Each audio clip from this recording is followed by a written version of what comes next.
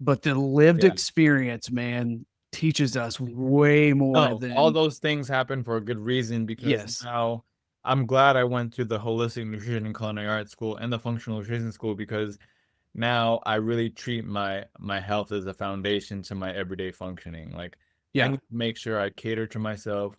I take time to commit self-care to myself, whether it's cooking for myself, whether it's getting out and moving or whatnot, because I need to make sure I take care of myself so I could be the best version of myself to bring to other people in my network, whether it's my family, whether it's my friends, whether it's my networking partners, customers, prospects. Like, I want to be the sharpest mind out there, or the sharpest mind better than I was the day before.